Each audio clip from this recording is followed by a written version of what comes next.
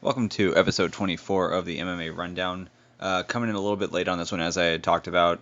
Did release episode 23, which was just a breakdown of all the UFC champions and who I think matches up best with them. So you did get that content, but I'm also going to give you the regular podcast, which is this one right here. Topics we'll cover is Joanna Jędrzejczyk defeating Michelle Waterson in the main event at UFC Tampa. We'll talk about lessons learned from Kron Gracie and Mackenzie Dern suffering their first pro losses, being both former ADCC champions or both former black belt world champions. A lot of hype behind them, but both of them now have losses. What to make of that? I'll then look at Ben Askren, who had a couple tweets that were pretty critical of Kron Gracie, just going through them and talking about whether or not Ben's on point or not. Ben's had some criticism for Kron in the past, and it seems as though with this loss he was happy to bring up some more criticism of Kron Gracie. Then I'll go through the rest of the UFC Tampa card, just do a full recap there. Preview UFC Boston, which is coming up this weekend on Friday. Talk about the UFC doing business in China after the big debacle with the NBA. Does this have any effect on the UFC? Should it have any effect on the UFC? So we'll cover that. There's a brawl between managers from Front Row Management, which is the Malki Kawa group, which represents John Jones, and Ali Abdelaziz, which is Dominance MMA, and they have Khabib and a bunch of other top guys, including Kamaru Usman. And the last thing I'll talk about is Cain Velazquez going to the WWE. Before I get started, though, and I'll mention this at the end as well, I'm going to post a link on both the podcast link and then also on YouTube. But I'm going to be doing a Brazilian Jiu-Jitsu super fight this weekend. Got it on late notice, actually got it last Thursday. And with it, it's for an organization called Tap Cancer Out there, a sponsor of the Matt Burn podcast, but they also do a lot of good work for charity. And I don't expect anyone to, I mean, if you're in the Chicago area and you want to come, like, go ahead and do it. But if not, there is a donation option, so I will include that link if you want to donate some money in my name to Tap Cancer Out. They're a really good cancer charity. There are charities like Susan G. Komen where most of the money that you end up giving them ends up going back towards business expenses, and really not a whole lot goes towards the actual charity or towards the actual cause. With Tap Cancer Out, I think in the 80% range of the money that you donate actually does go to the cause, so it's a good cause to give to, and it's nice giving to them not just because of what they do for cancer, but when they succeed, they also are able to offer opportunities to people like me who want to be able to compete on a cool stage and have a super fight in jiu-jitsu. So it's a win in both ways. It's good for the martial arts, but it's also good for the cancer charity. But I'll talk about that at the end as well. Now on to the actual topics. We have Joanna Jędrzejczyk versus Michelle Waterson in the main event. This fight went about as I expected it, although I think Waterson had more moments in it than I expected, with her being able to get Jędrzejczyk's back at one point. The striking stats, I mean, it was 226 to 71 for Joanna, 180 to 58 if you're counting significant strikes. So on the feet, Joanna had a big edge there, and she was able to dominate from there. It was interesting seeing Michelle decide that her takedown of choice was going to be that headlock throw, and her getting her back taken at times by Joanna. Even one point where Joanna took her back and decided to foot sweep her, take her down, and then go for sort of like a Darce/Japanese necktie attempt. It wasn't ever all that close, but it looked like there could have been something there if you really wanted to get after it.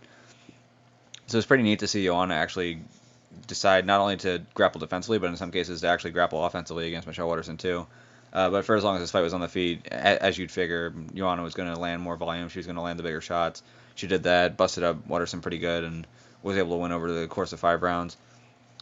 On to the next topic from there, and I think this topic is probably going to be a lot more interesting to a lot of people. Both Mackenzie Dern and Kron Gracie were highly touted prospects for different reasons. Mackenzie Dern, because in the women's divisions there aren't a whole lot of top prospects coming in from other sports.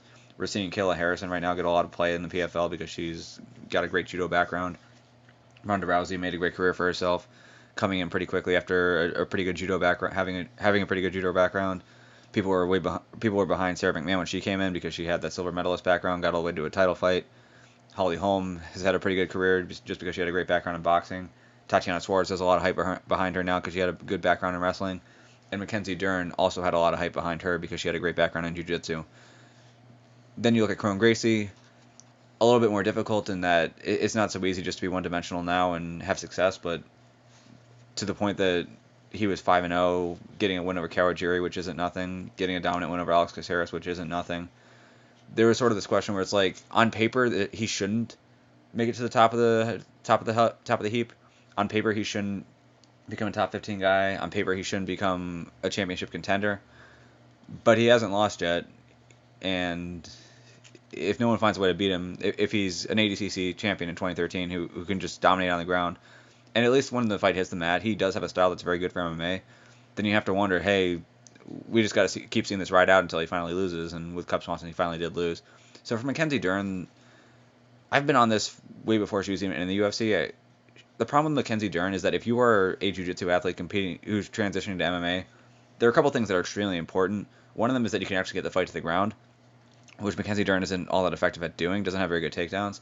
But then on top of that, if you do get the fight to the ground, you have to be very good about finishing quickly, or at least being able to continually progress through positions.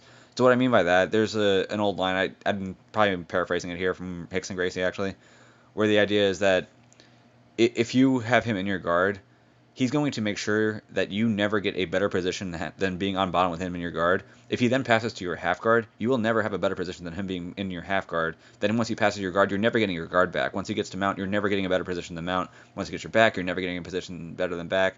And then eventually either time's going to run out or he's going to tap you.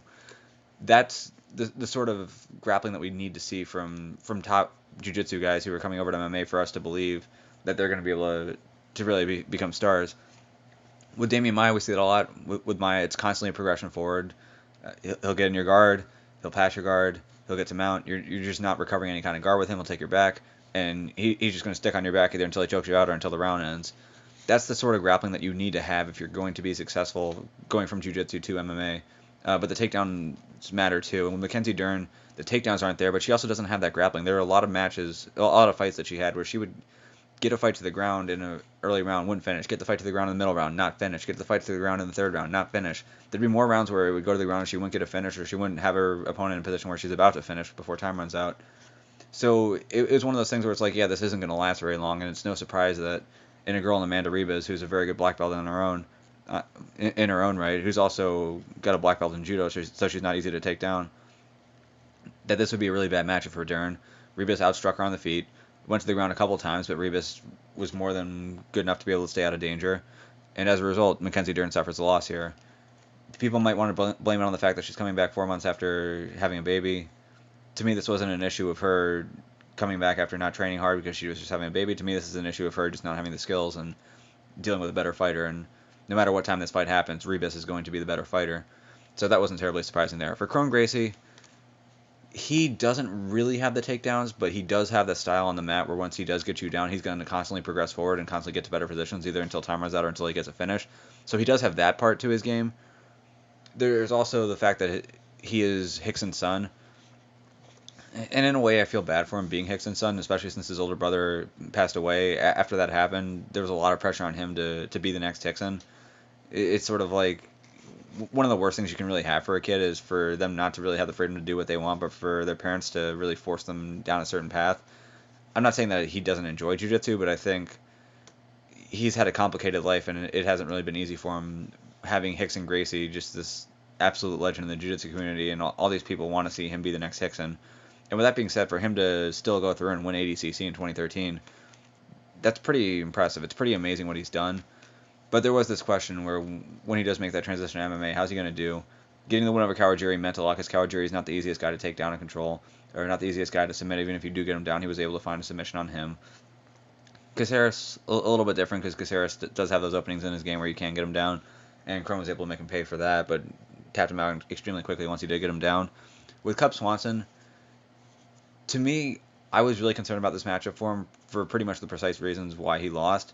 To me, it's just a question of would Cub be able to execute the game plan, with the game plan being just being able to circle out, stay in boxing range, just light up Kron every time he got within range, and get out before Kron could close in on a takedown. I was watching this fight with some friends while I was out on vacation, and one of the things that they kept saying is, why doesn't Kron shoot for a takedown? Why isn't Kron trying to take him down? Why isn't Kron trying to take him down? And my response to them was, tell me, while we're watching the fight, I'm like, tell me right now when you think he should actually shoot. And the thing is like they just kind of started to become quiet because what they realized is that Kron would never get in a position where he even could shoot for a takedown. He wasn't in a good spot to shoot for a takedown. Cub was constantly getting out of the way. He was landing shots, circling out. It's not as though Kron did not want to take this fight to the ground. He definitely wanted this fight to go to the ground. You just have to have the opportunities to do so. And if your striking is where Kron's is at, where he can't set up takedowns adequately with his strikes, then when are you going to shoot? When are you going to be able to get in tight enough to get a good grip where you can actually go for a takedown? Like, the best opportunity he had was that one where he had the overhook, went for the throw, Cub had that whizzer on it and was able to avoid getting put on his back. But I mean, outside of that, it's not like Kron had a lot of opportunities where he could actually shoot. It's not like he didn't want to shoot. It's just it wasn't there. He was throwing some shots here, and surprisingly, the strikes ended up being closer than I would have expected, with it being 143 to 109, 135 to 86 in terms of significant strikes. But the strikes that Cub was landing, he was just ripping into him, whereas Kron was just kind of reaching out and sort of like touching up Cub. He definitely did mark up his face, but to me, it's not as though it ever looked like Kron was close to winning this fight. He was just sort of like chasing down Cub Swanson and just getting hammered in the process. So for Kron moving forward, again, he's gonna have to be able to get the fights to the ground if he wants to win these fights. He showed an incredible amount of toughness and definitely earned a lot of respect in that front. But if you're gonna beat the top guys and you have the skill set that Kron Gracie has, you're gonna have to be able to get him down. And at the very least, with your striking, you're gonna have to be able to set up some takedown attempts. You're gonna have to be able to do enough with the striking where people actually have to respect the strikes, get their hands up, prepare to get hit, and then be able to give you an opportunity, to give you an opening to shoot underneath. And Kron just wasn't doing anything to set himself up for takedowns, and as a result, he really didn't get a whole lot. Got in on some shallow overhooks and tried to pull guard, but even there, just wasn't able to do much with it. So, well played by Cub Swanson. Swanson wasn't ever really in a point where he was that hurt, so for him, he's had some trouble, though he's a pretty experienced Brazilian Jiu-Jitsu black belt. He's had some trouble getting submitted in the past, but oftentimes getting hit can definitely have an effect on that, especially over long periods of time. With Kron wasn't ever really doing a whole lot to cause that issue, so Cub was able to enter those couple grappling exchanges he was in clear-headed and did a good job position-wise to get out and avoid any trouble. So good win for Cub Swanson there. One of the other things that was talked about with that, and I got a lot of crap on a video that I made about this, is prior to this fight I made up a video where I was taking a clip from Kron Gracie's pre-fight press conference, and I'm going to play it right now, or I'll play it right after this. But I was getting crap because I said that Kron Gracie called Cub Swanson a creonche. Kron didn't say Cub is a creonche, but what Kron did was say Cub is training at other gyms. Where I'm from, people who train at other gyms are a creonche. So he's saying people who train at other gyms are creonches. Cub trains at other gyms. Therefore, kind of put two and two together in your head. If you want to get down to like the nitty gritty and say, hey, he didn't specifically say it. I mean, look, I could sit here right now and say Luke Thomas is very angry at ESPN for not covering what's going on with the NBA. Luke Thomas feels as though the ESPN should cover a hot button issue. Luke Thomas had an opportunity to cover a hot button issue when Team Lloyd Irvin had a giant controversy with rape, where a lot of their top guys, including Keenan Cornelius and JT Torres, ended up leading the team. Luke Thomas chose not to do so because he was a member of Team Lloyd Irvin, and I don't believe Luke Thomas has talked about it yet. Now, from what I know, journalists who complain about other journalists not covering hot button stories when they don't cover hot button stories themselves when it involves them would be hypocrites. Now, after I said that, you could say, hey, I just called Luke Thomas a hypocrite, or you could say I didn't because I never directly said Luke Thomas is a hypocrite. To me, I think most reasonable people would say that I just called Luke Thomas a hypocrite, and I think most reasonable people would say that what I'm about to play from Kron Gracie is him calling Cub Swanson a creonche. Recently, Cub Swanson spoke to Abdelaziz for 30 seconds. He got kicked out of a few jiu-jitsu school gyms because he's fighting you, and they didn't allow him to train. I'm curious to see if you're a school owner as well. If you have any thoughts on that. Yeah, I do. I have the way I grew up in training and fighting in martial arts is you basically have a clan, you have a team, and you're with your team forever, And if you leave your team, you're a traitor. That's the way I grew up, and in Portuguese they call it creonche. And so for me, I have this instilled in me, and no matter how things are going with me or my team, it's always my team. I don't get to just pick and choose as I go along with this career, whether it's jiu-jitsu or whether it's fighting. So I think that in the olden times, the war, you have a clan, and you can't just go back, I didn't like this clan this time, and I'm going to go somewhere else. So I think ultimately, in modern day right now, you tell me something like that, I'm like, duh. But I want to see what gym actually told him not to, because I saw him have a photo with a jiu-jitsu gym, and I saw that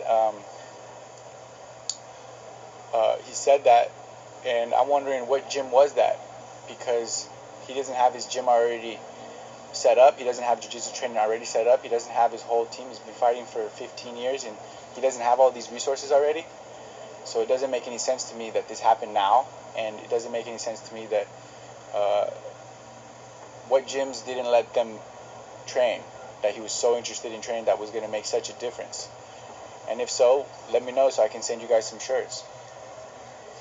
Yeah, so that was his answer right there.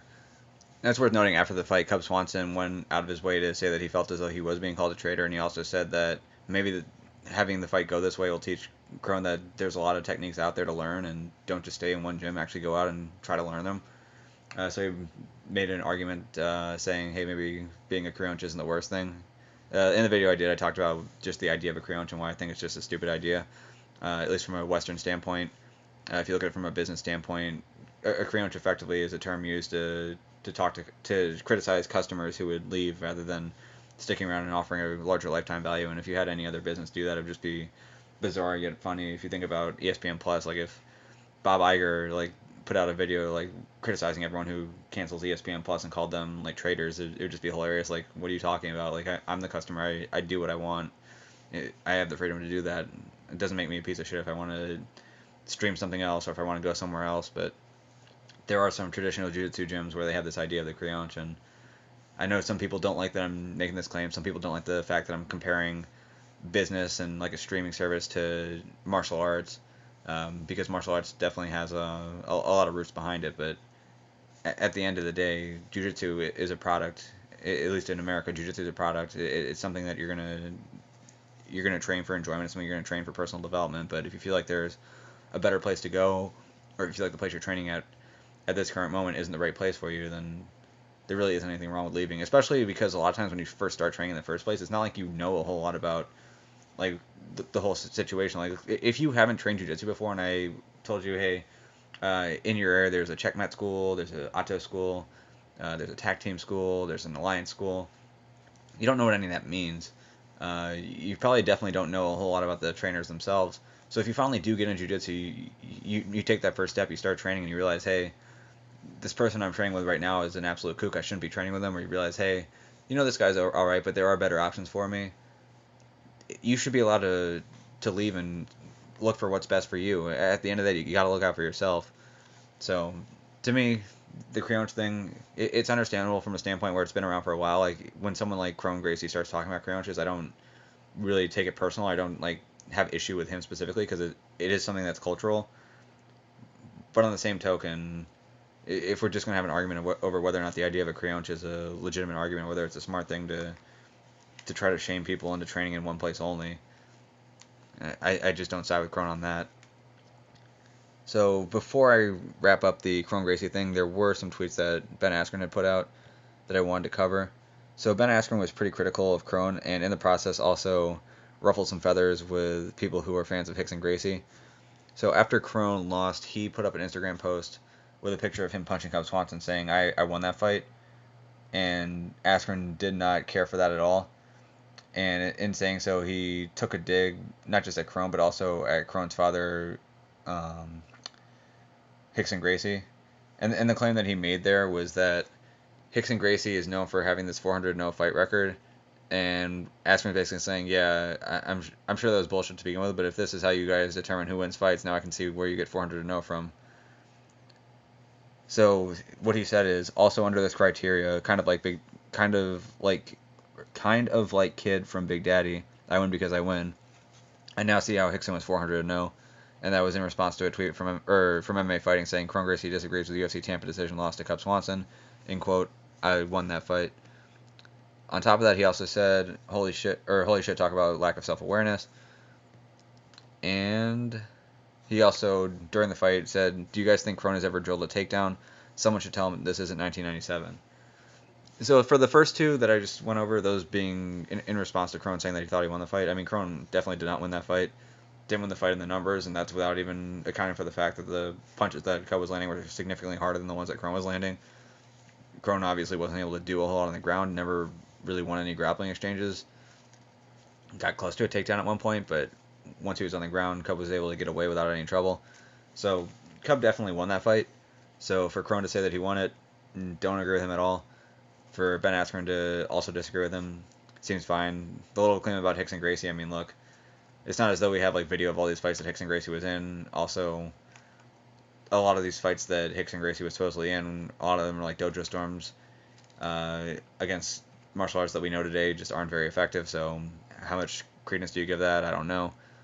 He never really fought his way to the top in MMA. He did have a bunch of MMA fights. He won all his MMA fights, but it's not as though he ever like worked his way to the top and had to like face like some of the actual legends of the sport, even though he fought in Pride. So it's not as though we ever really knew how great of a fighter Rickson Gracie actually was. There's sort of like this mystique around him. Like if he wanted to become the Pride champion, he could have. If he would have fought for the UFC championship, he could have. We have no proof of that. But there is some mystique around him, and Askren in this tweet is kind of calling bullshit on that. As far as do you guys think Kron has ever drilled a takedown? Someone should tell him this isn't 1997. Like I said before, I don't know that not knowing takedowns was the issue for Kron. I think the issue was him just not getting into a position where he could actually shoot for a takedown. Also, there's some irony in Ben Askren ripping on Kron Gracie for not working his wrestling when Ben Askren doesn't particularly work his striking very much. Although with that being said, Askren was able to get to either 18-0 or 19-0, finding ways to actually close distance on guys, even though his striking wasn't that great, and be able to take him down, an issue that Kron was having. And if you are a fantastic grappler, it is very important for you to be a very good wrestler so you can actually get the fight into the positions you want them to be in. So is Askren wrong in saying that Kron could have done a better job in preparing his wrestling? I mean, probably. Again, the striking needs to be at a point where you can actually set up the attacks and set up the takedowns, and that was, to me, the bigger issue than the lack of wrestling. Granted, he did get on a single leg at one point and didn't really look that great in it.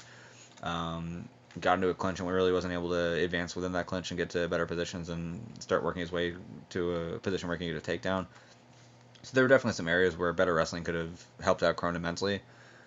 But the striking was definitely an issue for him, too. As far as Ben Askren being a little hypocritical here, I mean, yeah, obviously Ben Askren hasn't trained his striking that well, but at least for Askren, he did get pretty far, getting to the point where he was, I think he was top 5 when he fought Masvidal, but getting to that point in the UFC, being a one champion, he's accomplished a lot doing what he's done, and at least for Askren, it's not just that he took that wrestling background that he had and then only worked with that. Though he didn't work on his striking a whole lot, he's definitely worked a lot on his mat grappling, finding a way to mix folk style wrestling and also Brazilian Jiu-Jitsu to be really effective on the mat, to be able to retain control, to have positions where you can control someone while still being able to punch them hard. And as his career went along, he was starting to find more finishes. So I wouldn't rip into Askren too much on that in terms of saying, yeah, well, look who's talking, because at least he did find a style that worked for him. He didn't just take wrestling only and try to drag his career along this far with just wrestling. He also really developed a good mat grappling game on top of it. So if you look at the three areas of fighting in terms of striking, wrestling, or striking takedowns, and then mat grappling, Askren is excellent at 2 of them. It's not as though he's excellent at just one, being wrestling. And I think a lot of people make that mistake with him. On to the rest of the card for UFC, though. A lot of good fights on this card. We had, obviously in the co-main event, we had Kron Gracie falling to Cub Swanson. Nico Price with a win over James Vick. Now, what was odd to me about this fight was when James Vick walked out, I think one of these things that happens is people assume if a fighter is killing themselves to make a weight and they go up a weight, then they're just going to walk around at that same exact weight they were walking at the lower weight and just cut 10 pounds less or 15 pounds less. With Vick, it doesn't seem like that was the case. With Vick, it seems as though once he moved up to 170, it wasn't like, all right, well, I'm going to walk around at the same weight I walked around at when I was 155. It seemed like he just kind of took a little bit of a break and didn't look like he was in the best shape. So I'm not saying that that's the reason why he got knocked out, that he was still had a ridiculous weight cut and that was the issue. Obviously, when you take a really bad up kick heel straight to the jaw, it's going to cause problems for you, but he just looks sloppy out there. It just didn't look like a very good version of James Vick, both physically and then also technically. So for him, he deals with the always dangerous Nico Price, gets caught, gets knocked out, 4-fight losing streak. Don't know that he's that marketable. I think if the UFC does decide to cut bait with him, it's not going to really hurt them too much if someone like Bellator or someone else picks him up. Does he have it in him to recover and make another run again and be an elite fighter again? I mean, maybe it's probably too early to write him off, but it seems as though his better days are behind him, and that's kind of unfortunate to see. Even though a lot of people don't like him as a person, I have no reason to like him or dislike him. It's just it's unfortunate to see a fighter have a fall from grace the way that he has. He was a guy who slowly but surely made his way into the top 15. He finally gets to the top 15, starts having some opportunities to fight some of the other top 15 guys and really make a run for it. has a rough time and just hasn't looked good since then. Then we have Mackenzie Dern losing to Amanda Ribas, as I already talked about. Matt Favola gets a split decision win over Luis Pena, survives a really big flying knee, is able to recover and do just enough to get the win in the judges' eyes. And then Eric Anders gets a split decision win over Gerald Mearshart. On the prelims, we have Ryan Spann getting a guillotine choke against Devin Clark. Mike Davis versus Thomas Gifford. Now, this fight, I feel like I need to go back and watch it because from what I've read online, there was a lot of criticism for the refs in this fight. I saw the first round of this fight, and then I went out, was able to get back in time for the Dern fight, so I didn't get to see rounds 2 and 3. I did get to see the finish of this. At the end of the first round, I was like, man, this is pretty close to done. Like, he's barely getting up here at the end. But from what it sounds like round 2 was more the same, and round 3 was more the same until he finally gets caught at the end. And the ref who was overseeing that fight was not allowed to oversee any other fights for the rest of the night, so it seems like the commission also agrees that the ref was at issue there. I know it can get tricky sometimes because for the most part, when there is a KO or a TKO, you're generally having one of two conditions met. Either a condition's met where a fighter is put in a position where it's abundantly clear that they're not going to be able to intelligently defend themselves anymore. So that'd be like Valentina Shevchenko versus Jessica Eye, where Shevchenko knocks her out with a kick. She falls down stiff as a board, and you don't even have to wait for Shevchenko to hit her a couple times on the ground because you already know she's not going to be able to defend herself. So then you jump in there. And then there are times where someone's stuck in a position on the ground where they're not able to defend themselves, or even on the feet where they're not able to defend themselves. They aren't doing anything to intelligently defend themselves, and so you have to stop it there. There are some fights that come up, and that fight that Mario Yamasaki refereed between Cachoeira and Shevchenko came up, where there wasn't ever a time where the fighter was just knocked completely unconscious and you could tell that they weren't going to be able to defend themselves. There were times where they were having trouble defending themselves, but whenever you requested that they show some sign of intelligent defense, they actually did it. But even though they showed some intelligent defense, there wasn't any intelligent offense, and they just kept getting hit over and over again. So in that way, it's kind of tricky because there isn't like that one final point where it's like this person's stuck and they're not getting out. And in that way, it can be tough for a ref to jump in. Now, with that being said, it is a ref's job to jump in. It is a ref's job to understand, hey, look, I know that this fighter is still putting their hands up. They're still throwing back occasionally, but they've just been taking a beating. There's no sign to indicate that this is going to change. I need to call it now, even though there isn't like a definitive moment.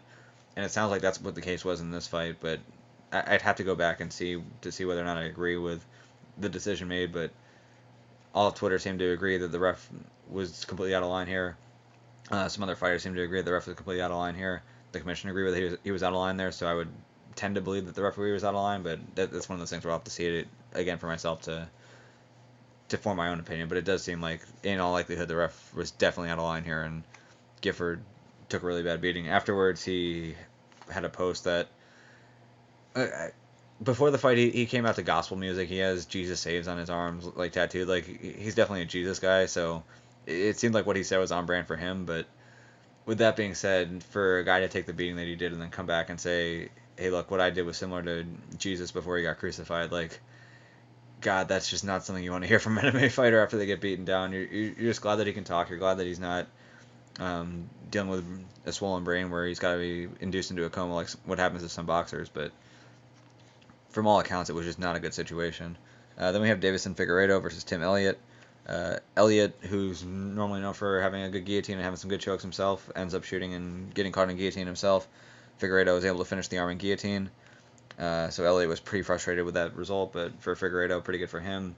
Puts him in a position, and it's a point that he made as well, where if Cejudo doesn't want to come back to featherweight, or if he doesn't do so soon, Figueiredo versus Benavidez for either an interim title or a vacant flyweight title would make a lot of sense, and getting a win like that over Tim Elliott, who is a previous title challenger, definitely helps him out and definitely helps him make a case. So he'll be watching closely on how Henry Cejudo is recovering and how Henry Cejudo decides to proceed, being a champion in two weight classes. But it doesn't seem all that crazy now that Davison Figueiredo could find himself in a fight for a belt, whether it's an interim title or just the outright title sometime soon after getting this win here.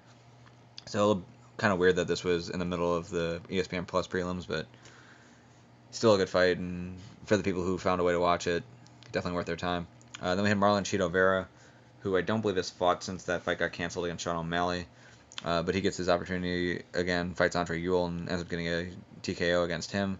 We have Miguel Baeza getting a knockout over Hector Aldana. Marvin Vettori with a 30-27 unanimous decision win over Andrew Sanchez. Vettori's a guy who a lot of people scoffed at him when he said that he feels like he could beat Israel Adesanya now. They fought like a year and a half ago, and Vettori, I think it was a split decision, but Vettori absolutely did win a round in that fight. So to me, he's one of these guys where he's not ranked yet, but he's definitely a guy who's going to give a lot of people at middleweight a problem. He's a lot better than I think a lot of people realize, and for him being a tough competitor, and Andrew Sanchez, I believe, is a former Ultimate Fighter winner, and doing so by winning every single round, it's pretty impressive. So I'd like to see him get some more opportunities against some of the top guys in the division. He did have a fight against Adesanya before Adesanya was even ranked, but I would like to see him now given some opportunities against the top 15 guys and really given a chance to climb his way back up and make the case for himself, at least by beating some other top guys, that he does deserve another shot at Adesanya. Because some people feel like Adesanya's way ahead of him now. I do think Adesanya's ahead of him, but I also am a pretty big believer in Marvin Vettori as well. And on the first fight on the card, we had J.J. Aldrich getting a unanimous decision win over Lauren Mueller. So on to the next fights that are coming up. We have UFC Boston, and the main event of this card is going to be a light heavyweight possible title eliminator between Dominic Reyes, who's now 11-0, versus Chris Weidman, who's coming up from middleweight. Weidman, at least if you just look at the wins and the losses, hasn't had the best run lately at middleweight, but if you actually look at the individual fights, all these losses are fights where he was winning at one point or another, whether it was the Romero fight, whether it was the Mousasi fight. You look at the Jack Ray fight as well, he was up 2-0 before he gets knocked out. So he's a guy who's definitely in there with some of the best guys at middleweight, and was either winning fights or was ahead on fights before he would lose. We've seen Anthony Smith, who I think might have broken in the top 15 for a short period of time, move up, win 3 fights really quickly, and get a shot at the title. We saw Thiago Santos, who I don't think ever broke the top 10, come in and earn a shot at the title, and even win a fight against John Jones on one of the judges' scorecards, though I don't agree with that scorecard. So for a guy like Chris Weidman to come up and say, hey, these are guys who weren't even in the top 10, I was the champion and a constant top contender, he definitely has a case here where if he's able to knock off a guy like Reyes, he could potentially find himself in a title fight after just one fight. For Reyes, I feel like he got lucky. He probably should have not been given the decision against Volkan Ozdemir. He was. He remains undefeated. But he has an opportunity now to fight against a former champion, and if he does get the win here, it'd be tough to argue that he doesn't deserve the next shot. The other guys who would have an argument here would be Johnny Walker and Beast in 25-8. Who's that? Corey Anderson. It'd be between them, but Anderson's had a handful of losses at the weight, isn't exactly the most exciting guy, not exactly the most marketable guy, and at least from a matchup standpoint, doesn't seem to really offer any issue for John Jones anywhere. So Reyes potentially could earn himself a title shot with an impressive performance here, but same goes for Weidman. As far as who I think is going to win, I think Weidman's going to win this fight. Weidman's definitely... I don't know if there's like a way to bet on rounds, like to bet who's going to win an individual round, like if they'd go back and look at the judges' scorecards and judge that, but if there is a way to do that, I would just put a fat chunk of money on Chris Weidman for the first round at least. Weidman's shown us, at least in his last few fights, even the ones he loses, he's at least starting off strong. It's just the finishing that's been an issue for him. With this being a 5-round fight, maybe there are going to be some gas tank issues if he doesn't get Reyes out of there early, but I feel like this is going to be one of those fights where if he's able to get Reyes down and early on, he's going to be able to get to some dominant positions, really make Reyes have to work really hard off his back to stay alive and not get finished. And if that's the case, even if Weidman starts to gas towards the end of the fight, Reyes, I'm sure, will have some issues himself. So I would pick Chris Weidman to win this fight, but I'm definitely interested in seeing it. In the co-main event, we have Jeremy Stephens versus Yair Rodriguez, a fight that was interesting stylistically before the main event in UFC Mexico, but didn't really have a whole lot of a storyline behind it. Now we have a really good storyline behind it because Rodriguez seems to think that Jeremy Stephens is afraid of him, and Stephens is fighting off the claims that he punked out of a fight when Stephens is probably the last guy who would do so. So hopefully this fight doesn't end in 15 seconds with an eye poke. Hopefully we get a full fight there. Rodriguez looked okay. I mean, I guess he looked better in the first 15 seconds than Stephens did, but Stephens tends to like to get his reads and then really start to make you pay later on. So hopefully we get the full 3-round fight here. We won't get a 5-round fight like we were supposed to get in Mexico City. We're obviously not going to be getting a fight at elevation, but I guess it's better than just getting that 15-second fight and then getting nothing else.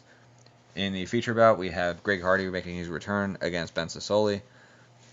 Sassoli is probably not going to be trying to wrestle Hardy. I think he'll actually try to stand there and trade with him, which will be interesting to see. Hardy is not the most technical striker. He tends to throw one strike at a time, though he does hit extremely hard.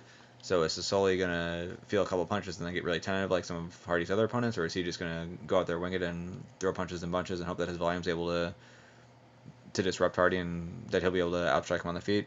That'll be interesting to see, but Hardy's definitely a guy where a lot of people hate him, a lot of people love to hate him. So this is going to be an opportunity where a guy in Sasoli who's definitely got some knockout power is going to have a chance to make a lot of people happy. And though some people might not want to admit it, they're definitely going to want to tune in and see if Hardy gets beat here, and if he gets beat convincingly. Then we have Joe Lozon fighting against Jonathan Pierce. Just a good opportunity for Lozon to get on the card, although I don't think Lozon's really at a point anymore where he's going to make a run for a title. Just an exciting fighter to watch, though. We have Macy Barber versus Jillian Robertson. I talked about this on the last podcast I did, the one talking about the people who offer the most difficulty for the current champions. And I was saying that Macy Barber is someone who I appreciate that she goes out of her way to say that she believes in herself. I appreciate that she calls herself the future. I appreciate that she thinks that she's going to be the youngest UFC champion ever. I don't like in any sports, especially not MMA, where you really have to sell yourself and really have to capture the fans' imagination more so than other sports. But I really don't like when athletes are afraid to sound confident. And so I appreciate that Macy Barber does go out of her way to sound confident and does go out of her way to remind people how good she thinks she is. But from what I've seen in the octagon, I just don't think that her skills match up with her mouth. And though there are a lot of fans who are kind of buying into the hype that she's helped generate, from what I've seen, I just don't see her being this dominant fighter that a lot of people think that she is.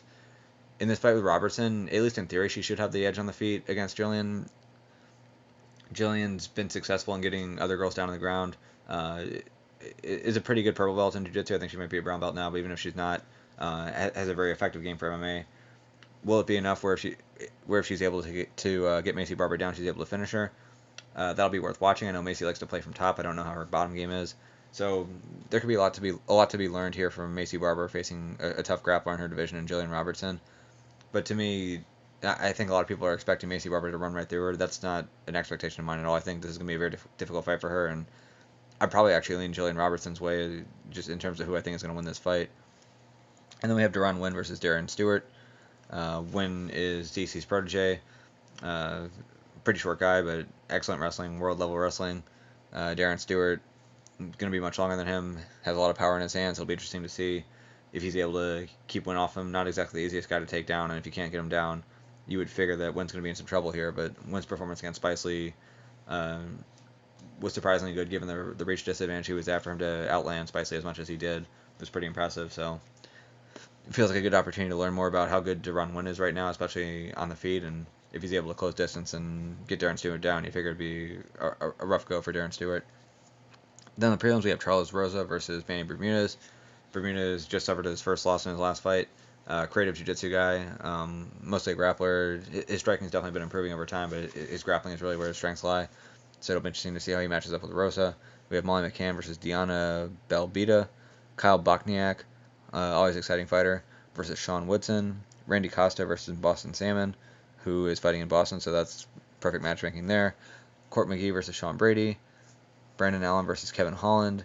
And Daniel Spitz versus Tanner Boser. So the next topic I want to talk about is the issue that's been going on with the NBA in China recently. And the issue that's been going on has been the NBA has gone out of their way to be this league where they encourage their athletes to be, quote-unquote, more than athletes, where they encourage people around the business to really push for social causes that they feel are important.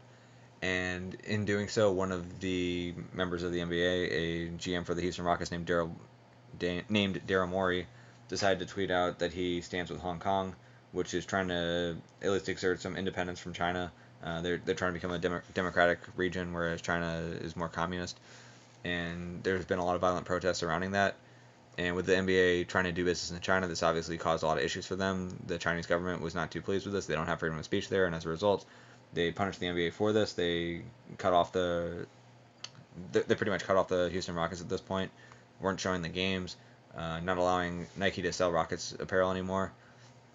And it really served as an opportunity for other people in the NBA, people like Steve Kerr, people like LeBron James, who've been outspoken, to really come out and really speak up for democracy, and they failed to do so, and it's caused a lot of issues for them. As far as how this affects the UFC, it wasn't all that long ago that Zhang Weili won the UFC title at 115, and the UFC decide to make some more investments in China.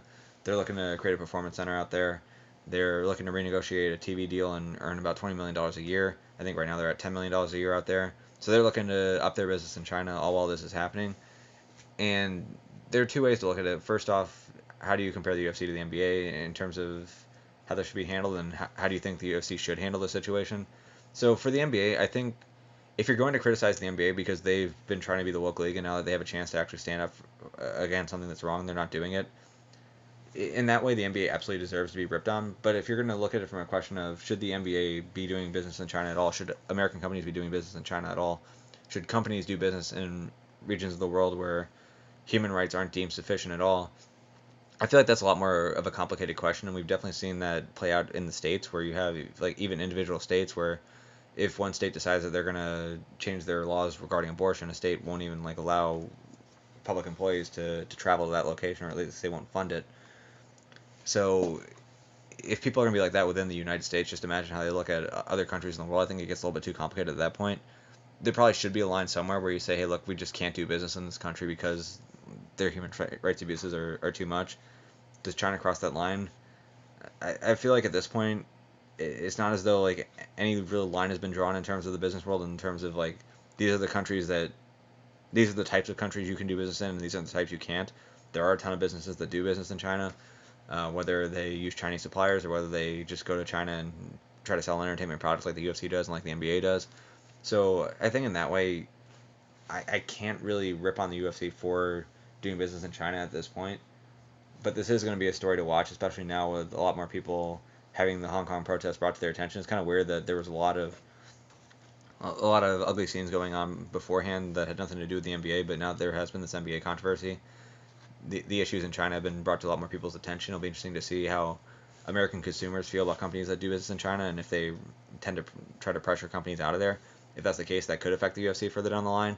And if it does, would the UFC be a company that would say, hey, look, you know what, we're going to go with public opinion here, we're going to pull out of China?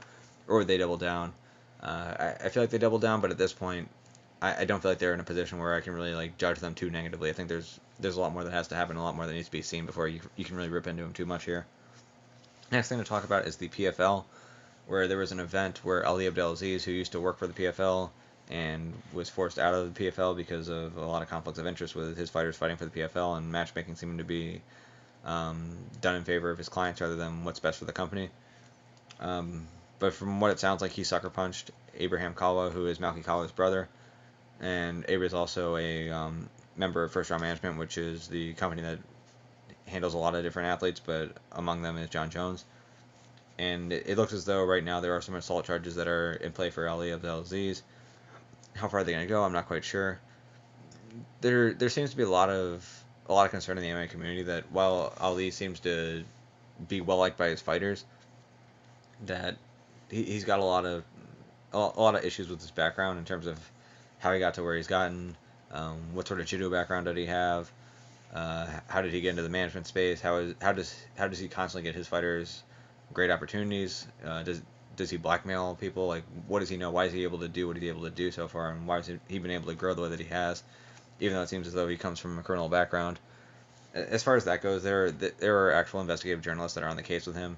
Now, unfortunately, it seems as though the journalists who are put on the case with him seem to be people who, going into it, have a bias against him to begin with, and so you kind of have to wonder if they're gonna handle it right. Ideally, you would actually have an unbiased criminal justice system handle this. I know he's gone through that criminal justice system a handful of times, and at least he's a free man. But it does seem like there's a little bit more to it with him. But at this point, I just feel like we're gonna have to wait for some more reports to come out and see what the real business is with, or what the real deal is with Ali Abdelaziz.